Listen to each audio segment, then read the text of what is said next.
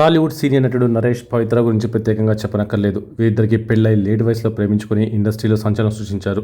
అప్పట్లో నరేష్, పవిత్ర సెన్సేషనల్గా మారారు. వీరిద్దరూ లిప్ లాక్ ఇచ్చుకున్న వీడియోను షేర్ చేయడంతో నరేష్ మూడో భార్య కేసు పెట్టగా కొద్ది కాలం పాటు ఈ వివాదం కొనసాగింది. ఇక వీరిద్దరూ లివింగ్ రిలేషన్షిప్లో ఉన్నారు. ప్రస్తుతం నరేష్ వరుస సినిమాలు నటిస్తుండగా పవిత్ర ఇంట్లోనే ఉంటుంది. రిలేషన్షిప్లో ఉన్న వీరు పలు ఈవెంట్లకు కలిసి వెళ్తున్నారు. అయితే తాజాగా నరేష్, పవిత్రకు ఓ మహిళ ఊహించని షాక్ ఇచ్చిందట.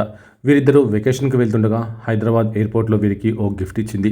ఈ విషయాన్ని తెలుపుతూ నరేష్ ట్విట్టర్ ద్వారా ఎమోషనల్ పోస్ట్ పెట్టారు.